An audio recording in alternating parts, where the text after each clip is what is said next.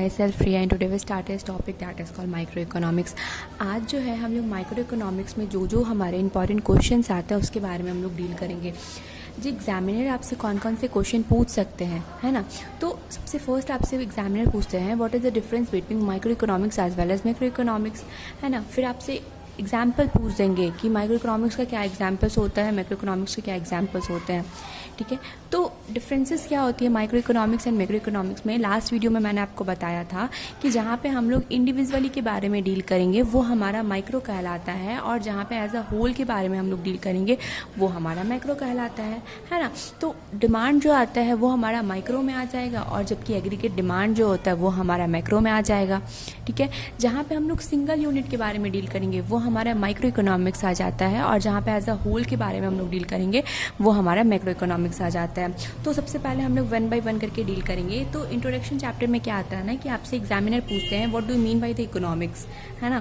तो इकोनॉमिक्स क्या होते हैं, तो मैंने आपको बताया था the production of goods and services and distribution among the different groups of people that is called economics, है ना। यानी जो भी हमारे इकोनॉमिक में प्रोडक्शन होता है और वो एज अ होल में डिस्ट्रीब्यूट होता है उसको हम लोग इकोनॉमिक्स बोलते हैं, है ना। फिर आपसे पूछ देंगे कि कितने तरह के इकोनॉमिक्स होते हैं। तो मैंने जस्ट आपको बताया कि दो तरह के इकोनॉमिक्स होते हैं, एक हमारा माइक्रो इकोनॉमिक्स आता है, एक हमारा मैक्रो इकोनॉमिक्स आता है। Come to the next point and that is called scarcity. Scarcity क्या होती है, यानी जो भी हमारा मार्केट में डिमांड है और उसकी कमी जो हो जाती है उसको हम लोग स्कर्सिटी बोलते हैं।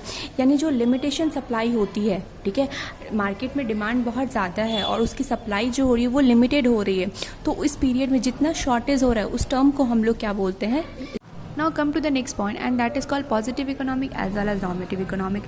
पॉजिटिव इकोनॉमिक में हम लोग प्रॉब्लम जो है वो एक्चुअली सॉल्व कैसे होगा वो हम लोग सॉल्यूशन देखते हैं, जबकि नॉर्मेटिव इकोनॉमिक में शुड बी सॉल्व का सॉल्यूशन हम लोग देखते हैं। अगर हम लोग वेरिएशन के बेसिस पे देखें तो पॉजिटिव इकोनॉमिक जो है वो हमारे एक्चुअल डाटा पे बेस करती है, जबकि नॉर्मेटिव इकोनॉमिक जो होती है ना उसके पास कोई भी डाटा फॉर्म नहीं होता है। पर्पस देखें तो दोनों का हमारा रियल डिस्क्रिप्शन का पर्पस देखा जाता है, ठीक है। सजेशन पे देखें तो पॉजिटिव इकोनॉमिक जो होती है ना वो हमें फैक्ट बताती है, जबकि नॉर्मेटिव इकोनॉमिक हमें सजेशन और ओपिनियन देती है। Come to the next point and that is called central problem of economics. Central problem of economics means हमारे सेंट्रल में क्या क्या प्रॉब्लम जो है वो फेस किए जाते हैं। फर्स्ट आता है what to produce. What to produce means क्या प्रोड्यूस करें, है ना। यानी बहुत सारे सोर्सेज जो हैं बहुत सारे हैं, उसमें हम लोग किस चीज़ का प्रोडक्शन करें। जाहिर सी बात है हमारी जो इकोनॉमिक जो है यानी हमारा जो इन्वायरमेंट जो है वो डायनेमिक इन नेचर है, वो टाइम टू टाइम चेंज होता है, तो इस कारण क्या प्रोड्यूस करें, है ना।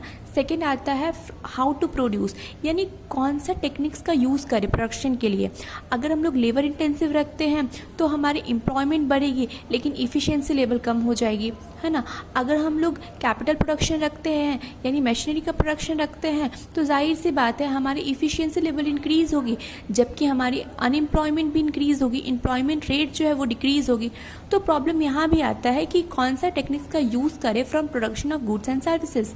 थर्ड आता है फ्रॉम होम टू प्रोड्यूस, अब किसके लिए प्रोड्यूस करें। कल करे सो आज कर, आज करे सो अब, पल में परलय होएगी, वीडियो लाइक करेगा। Now come to the another point and that is called consumer equilibrium. Consumer equilibrium क्या होती है, यानी जहाँ पे हमारे कंज्यूमर क्या होते हैं ना सेटिस्फाई हो जाते हैं, जिस पॉइंट पे हमारे कंज्यूमर सेटिस्फाई हो जाते हैं for purchasing the goods and services, that is called consumer equilibrium. Examiner आपसे यहाँ पे लॉ पूछ सकते हैं what do mean by law of diminishing marginal utilities, है ना। What is the difference between the consumer equilibrium as well as producer equilibrium.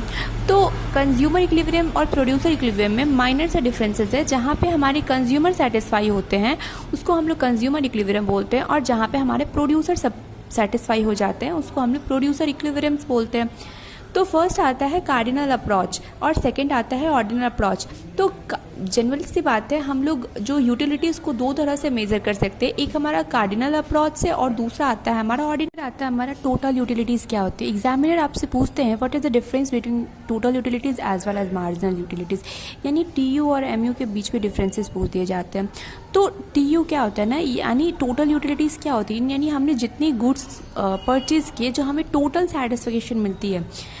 अगर आप मार्केट जा रहे हो और आपने बहुत सारे गुड्स को सेटिस्फाई किया और टोटल आपको यूटिलिटीज़ जो मिलती है उसको हम लोग टोटल यूटिलिटीज़ बोलते हैं, यानी टोटल सेटिस्फेक्शन को हम लोग टोटल यूटिलिटीज़ बोलते हैं।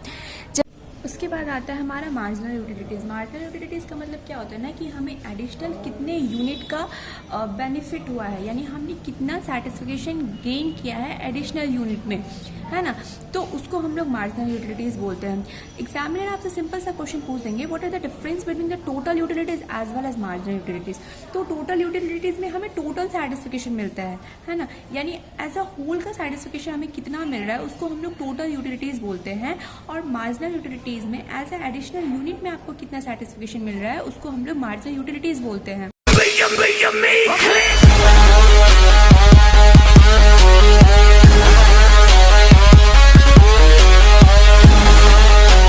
Come to the next point and that is called law of diminishing margin utilities.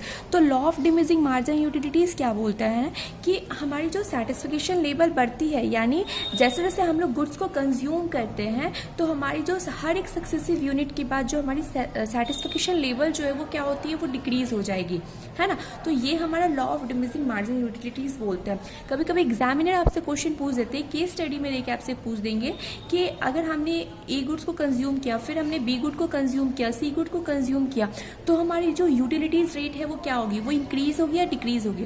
तो जाहिर सी बात है, law of diminishing margin utilities में हमने पढ़ा था कि जैसे जैसे हमारी कैपेसिटी पावर इंक्रीज होगी, यानी कंजम्पशन पावर इंक्रीज होगी, तो हमारी जो सेटिस्फिकेशन लेवल जो क्या होगी वो डिक्रीज। फिर आता है कि हम लोग कुछ अजम्पशंस होते हैं। अगर हम लोग law of diminishing margin utilities को फॉलो करते हैं तो जाहिर सी बात है कुछ अजम्पशंस होने चाहिए, है ना, किस चीज़ को हम लोग कांस्टेंट रखेंगे।